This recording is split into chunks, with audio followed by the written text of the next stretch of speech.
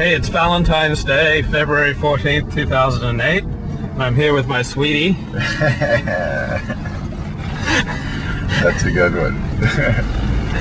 And you're listening to some romantic music this morning. What are you listening to? It wasn't romantic, but before that, I just want to make sure I wish my wife, Donna, a happy Valentine's. I love you very much. And actually, this morning I was listening to an Elvis song. That was the song where he says, a little less conversation, a little more action. And it's with the show Las Vegas. That's their theme song. And I was thinking about that because, you know, I consult on businesses that are having struggles in their sales departments. And what I find is a very, very typical problem is representatives think they're working hard. You know, they think that they're really doing something that's making a big difference, and they're really not. And when you press them on what they're doing as far as their business life, they're really not doing as much as they could be doing. Yeah. So today's conversation is really about action. You know, there's a saying in sales that telling is not selling. You know, even though when you're talking, this doesn't mean that we don't have to talk for a living. We absolutely have to talk for a living. What it means is we have to make sure that our talk is moving people to action. That's the purpose of being in sales and being a representative. So I find it very important that we start off by analyzing what are you doing today. If this is day one of being introduced to Glenn Broder's system, just a yes or no, please. What should you do today to make a change in your life? And the first number one thing that you can do is to look at your book and to see who are my real prospects. How many real prospects should I really have? How many people, if I really want to press myself, can I get out and show what I'm offering? So a little less conversation, a little more action. The action needs to be defined action for qualified prospects.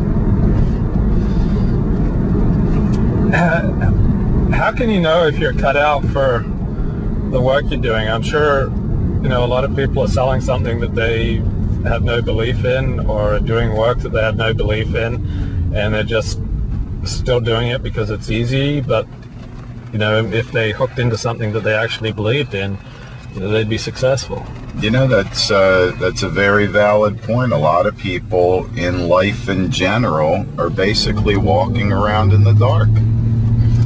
You know, if you really think about it, most people don't like what they do. But when it comes to sales, it really, my first sales manager said it like this. He said, sales is the lowest paying easy job and the highest paying hard job.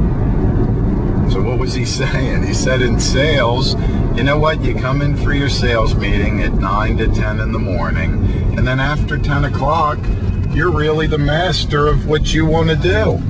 And I'll be very frank with you, when we were in, for example, in-home sales at the beginning of my career, we worked a morning appointment and then we worked an evening appointment. And what did we do in the afternoon?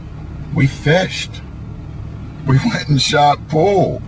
We did whatever, but we were doing our 8 hours in 4-hour blocks where we were working hard. But the afternoon just wasn't, you know, people are out, they're shopping, they're not at home. It's limited access to them. But in the mornings and in the evenings, it was great.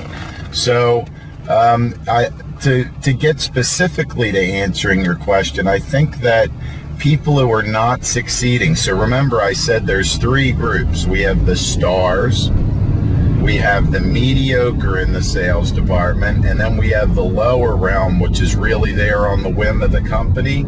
That lower realm, after doing my workshop, have totally exposed themselves. And if they've exposed themselves, it means that really they're very unhappy. somebody who can't figure out how to close on a regular basis, I talk about this specifically in the book, they have no job satisfaction whatsoever.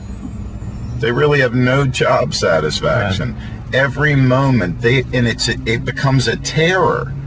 Okay. Think about it. If you're scared of talking to people, or you're not capable of doing that well, and you try to go out and do that, it's a terrifying experience. And I find that a lot of people that are shy for one reason or another, or didn't appear to be shy when they first got started, all of a sudden have what we call reluctance. Yeah. Where I can pick up the phone and call anybody at any time if they're qualified for what I want them to do. There are some people that will never be able to do that. And as soon as you see call reluctance, I really don't have to fire people in most of my organizations. I can pull them into the office and go, maybe you ought to go home and think about whether you like doing this or not. Yeah. If you do, come back, we'll work real hard. I'll teach you exactly how to do it. If you don't, then you know what? No hard feelings. I don't want you to do something that's not right for you. But if you're the kind of person who can talk to people freely, and let's face it, we're just two beings. You should be able to walk up and talk to anybody. We'll talk more in the future about getting over that fear. As a matter of fact, we'll do quite a bit about fear. But if you have the personality, it's going to work out great with training. And if you don't have the personality, we could train you forever, and you'll just never be happy with it. Right.